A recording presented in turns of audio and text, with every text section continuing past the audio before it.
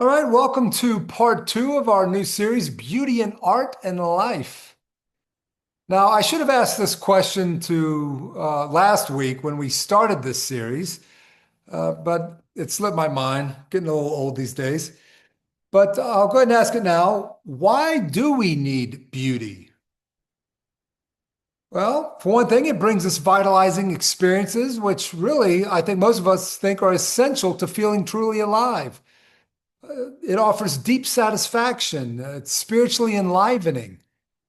Beauty fosters connections with ourselves, connections with others, connections with our world. Beauty inspires creativity and personal growth. Beauty provides a sense of harmony and peace. Now, last week we looked at classical and Renaissance thinkers who believed beauty was a fixed concept. In other words, it was objective. They had sought beauty in eternal forms, in divine emanations, or in mathematical harmonies.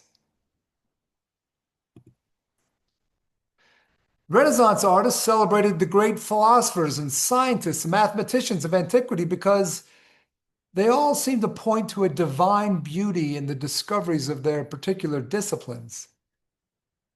But Enlightenment philosophers who came next began to locate aesthetic experience not outside of the human experience, but within the human subject itself.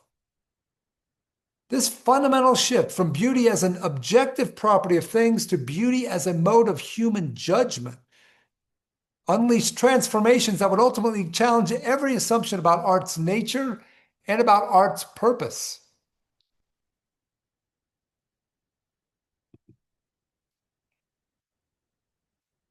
The consequences of this revolution extended well beyond academic philosophy. As concepts of beauty evolved through Romanticism and into the modern period, artists responded by creating entirely new forms of aesthetic expression. The 19th and early 20th centuries witnessed the emergence of artistic movements that would have been really inconceivable within classical and Renaissance settings, like this example from the Romantic movement. Romanticism celebrated the sublime, but the sublime that was in this world, the beauty of human heroism, not godly heroism, and it celebrated the beauty of individual human genius.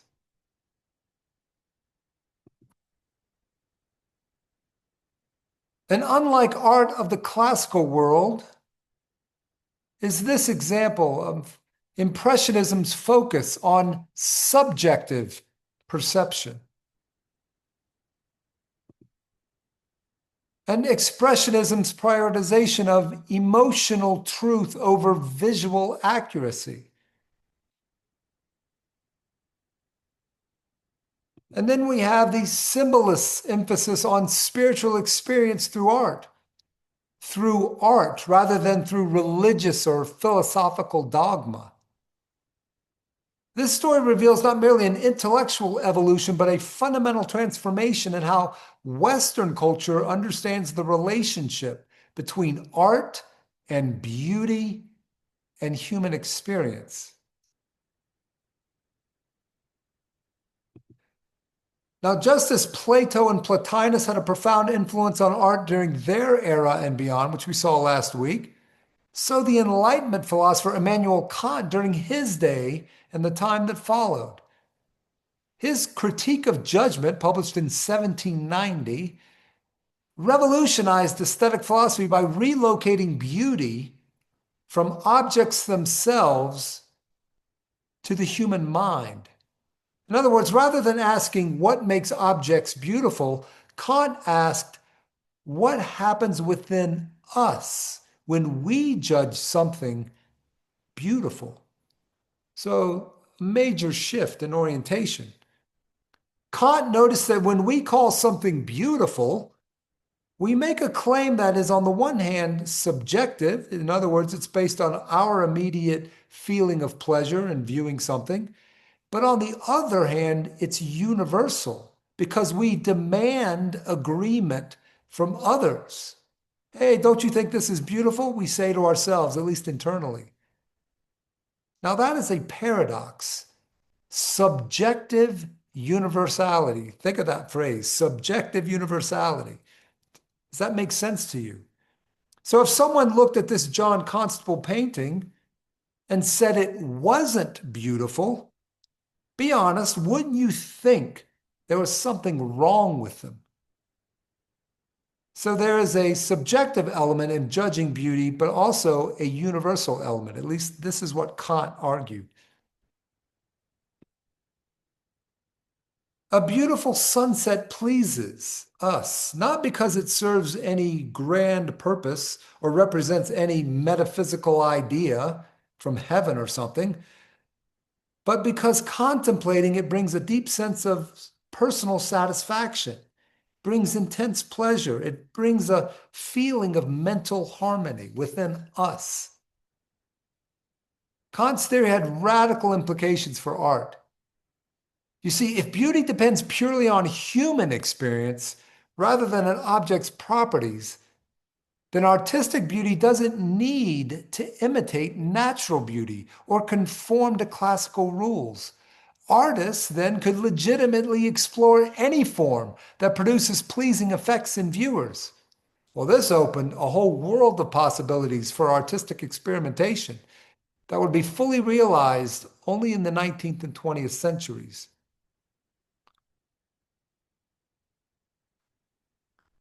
Now, I need to mention there was an immediate resistance movement to ideas like this, the neoclassical movement, which emerged during Kant's lifetime. It was driven by a different set of principles. It was inspired by archaeological discoveries at Herculaneum and Pompeii. Neoclassicists sought to revive the perceived perfection and idealism of ancient Greek and Roman art that we looked at last week. Art historians then called for artists to copy the ancients, to achieve a noble simplicity and quiet grandeur. But it was also a product of the Enlightenment because neoclassicism favored reason, it favored clarity, it favored rational thinking. The movement emphasized strong, clean lines, shallow space, and balanced symmetrical compositions based on established rules of design. Neoclassical art often had an explicit moral and political purpose, depicting heroic figures from history or mythology in order to teach virtues like courage or sacrifice and civic duty. This contradicts Kant's ideal of beauty, that it should be free of external interests or purposes. It should only be for offering us pleasure. Therefore, while neoclassicists were not directly responding to Kant's philosophical project, their artistic values of objective, rule-bound, and purposeful beauty implicitly rejected his central claim that aesthetic judgment is a subjective, yet universally valid feeling. And that's the key word. It is a feeling, according to Kant. Now, here is a nice example to explain Immanuel Kant's view. The feeling of pleasure and satisfaction one has when viewing beauty is universal, though it still remains a subjective experience. For instance, we fall in love with a person, and experience something beautiful about them that other people, our friends, may not experience when they're looking at our beloved. But the experience of finding someone we love beautiful, well, that experience is universal. All of us can relate to it.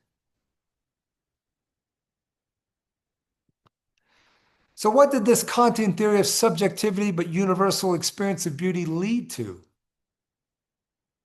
Some artists responded by embracing art's purely formal dimensions, leading towards, ultimately, abstraction.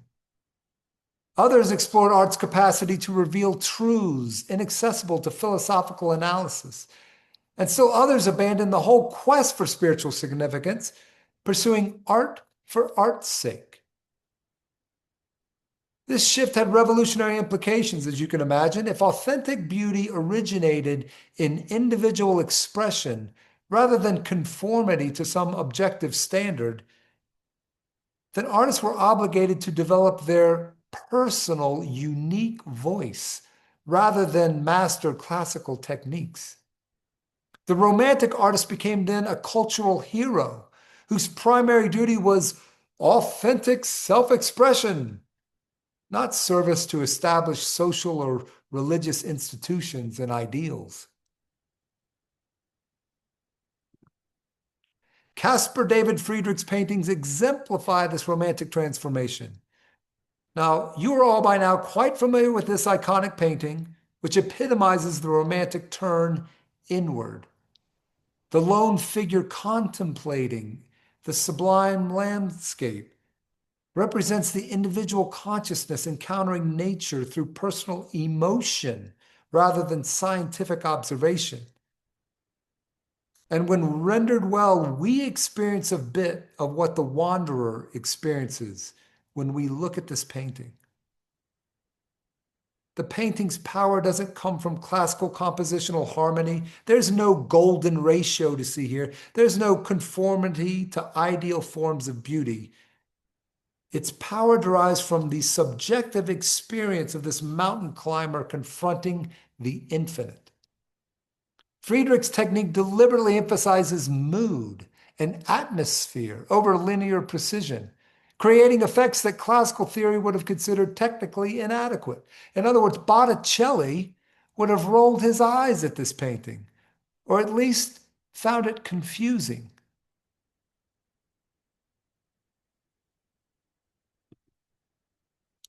The Romantics also had a fascination with ruins. They found something both sentimental and beautiful in them. Did I forget the title? Oh, I forgot to put the title on this. This is Monastery Ruin of Eldina by Caspar David Friedrich. It was completed in 1825. Sorry about that.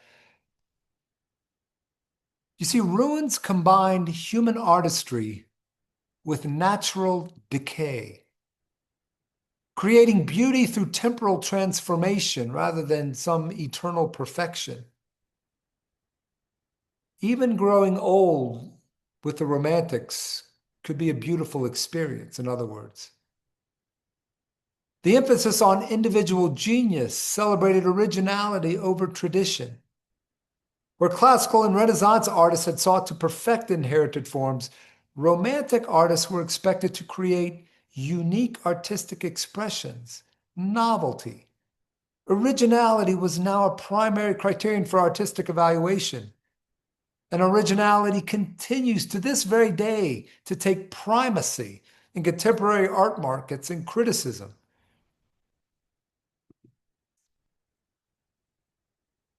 Also breaking from classical and neoclassical idealization, Theodore Géricault showed that beauty was artistically present through raw emotional intensity.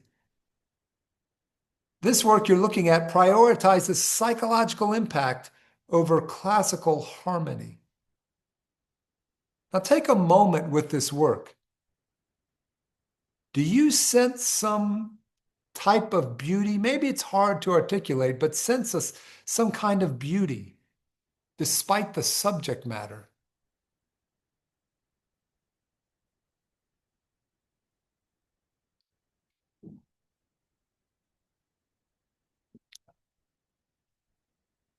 Well, I'll move on. Romantic landscape painting reflected these theoretical developments. Instead of depicting nature as a harmonious classical backdrop, artists like J.M.W. Turner portrayed natural forces in dynamic interaction, producing emotionally powerful works.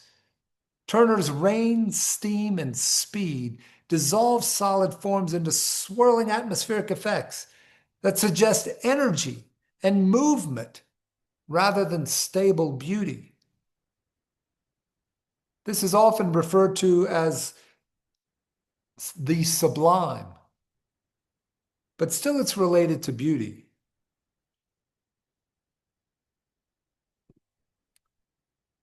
Now, the mid 19th century witnessed a powerful reaction against romantic subjectivism in the form of realist art that claimed to represent social reality without idealization.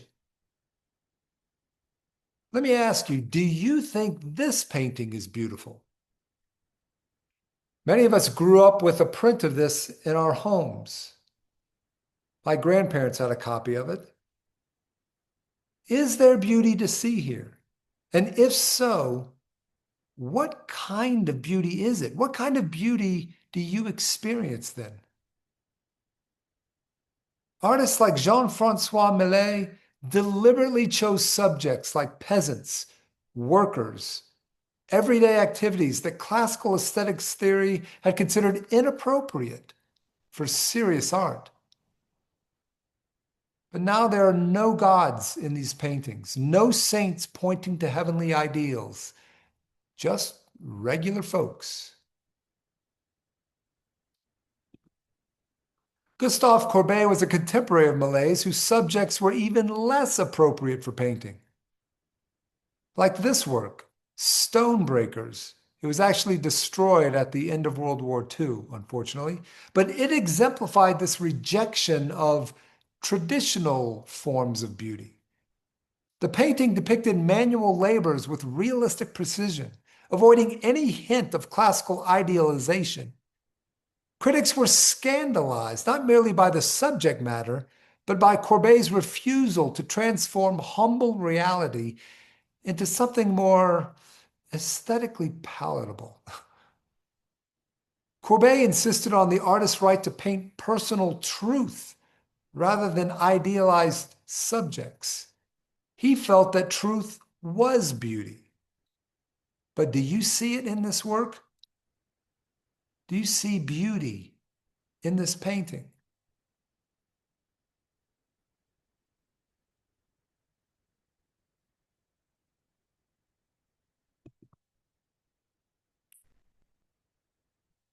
Jean-Baptiste Camille Corot's plein air landscapes capture subjective impressions of light and atmosphere rather than topographically accurate documentation, a direct forerunner to Impressionism's emphasis on perceptual experience. This development reflected broader social and intellectual changes happening in the 19th century. Industrial capitalism was creating new class relationships and urban experiences that classical aesthetic categories seem to not be able to address. Scientific methods were revealing natural and social processes that challenged traditional Platonic metaphysical assumptions. Art was no longer otherworldly, but intensely this worldly.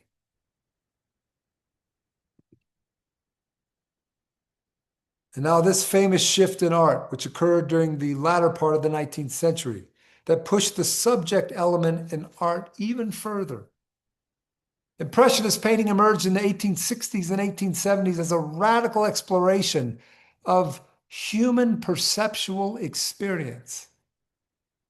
Instead of depicting objects as they really are, Impressionists like Claude Monet painted objects as they appear to us under specific lighting conditions.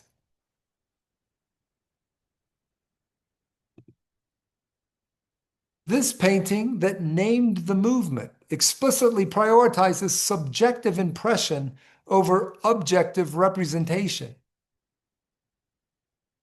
Monet captures a fleeting moment of personal perception, making the artist's individual experience the artwork's primary content.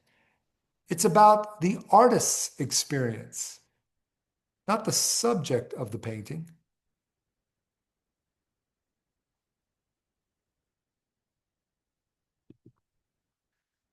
Monet's series paintings, he had many of them, including Haystacks and Rouen Cathedral, which we'll see next, embodied these insights by showing how the same objects appear differently under different conditions.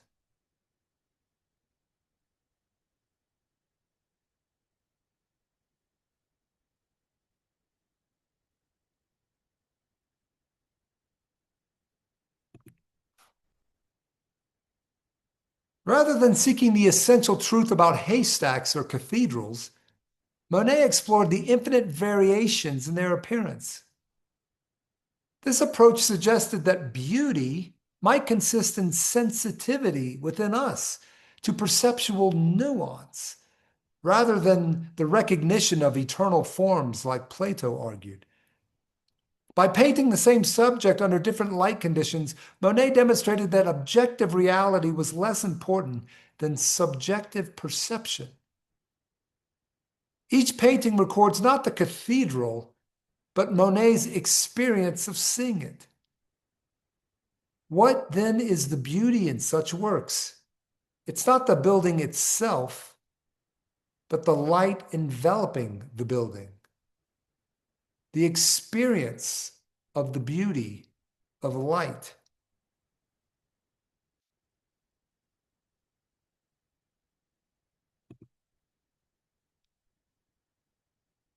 Edgar Degas' unusual viewing angles and cropped compositions were very strange when they first appeared. They reflect a very personal artistic vision of what he saw as beautiful, even if the subject was quite ordinary.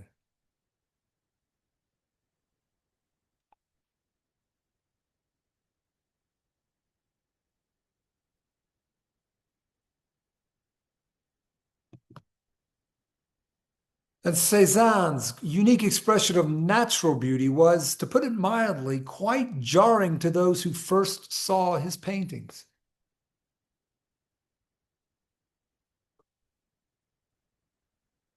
In other words, people, when they first saw this, didn't think it was beautiful at all, whereas people today, most people viewing it, do see the beauty in it.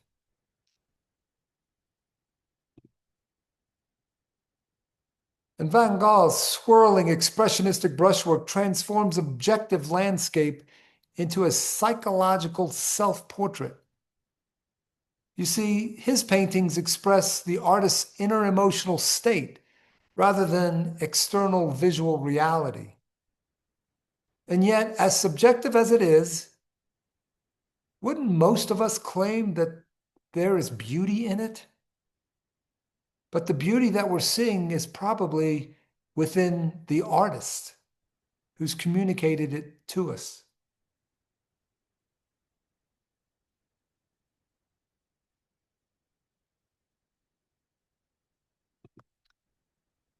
And despite its seemingly scientific pointillist technique, Seurat's painting creates a dreamlike, subjective vision of modern leisure that transcends mere documentation. The colors, the light, they are a pleasure to behold.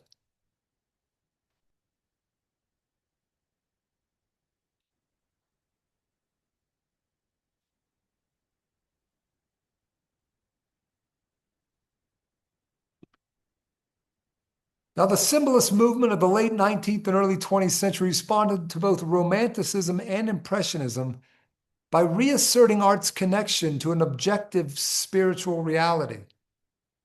But unlike earlier religious art, symbolism claimed access to transcendent truth through purely aesthetic means rather than through traditional religious doctrine or Platonic forms. Redon's fantastical imagery, drawn from dreams and imagination, favors a pathway to spirituality, but through inner psychological states.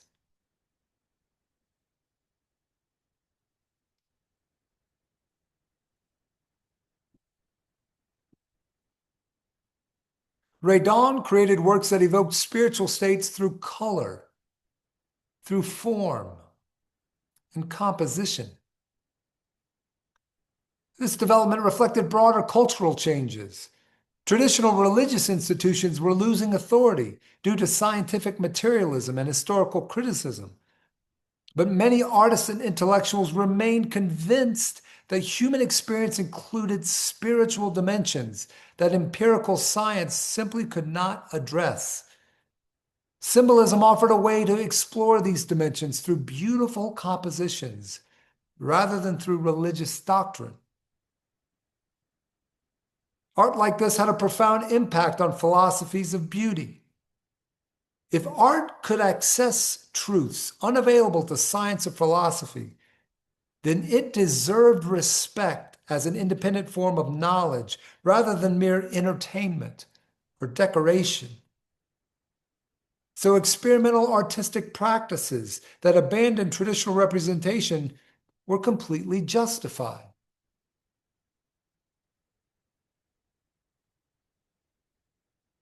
Vasily Kandinsky explicitly rejected traditional concepts of beauty in favor of emotional authenticity and spiritual expression purely through color and form.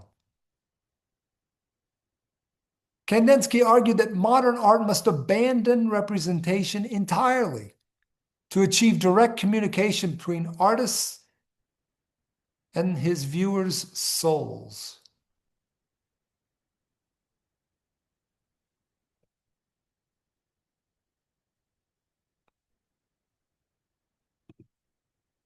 Kandinsky's pure abstraction eliminates objective subject matter entirely, creating art from subjective spiritual and emotional expression alone.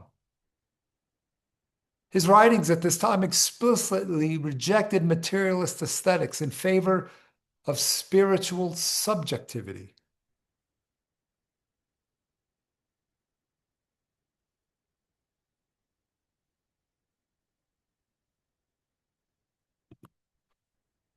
Like Kandinsky, his contemporary Franz Marc also offered beauty through color and form. In such a work like this, we have a feast of beauty delivered without any realistic attempt at depicting horse stables.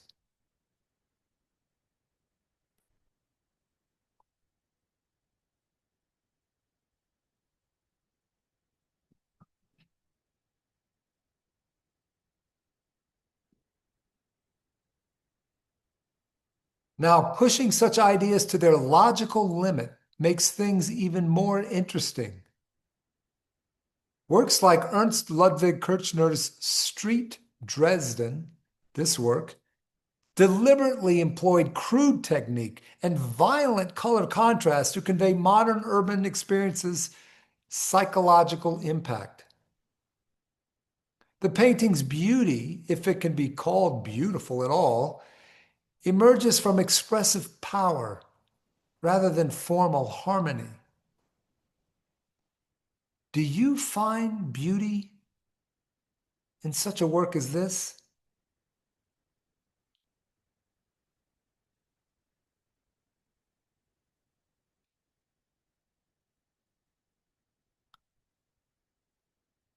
Similarly, Henri Matisse's Fauvis use of non-naturalistic color prioritized emotional expression over descriptive accuracy, marking color's liberation from objective representation. So what do you think of this work? It scandalized the art world when it was first seen. People hated it. But now, do you see beauty in it?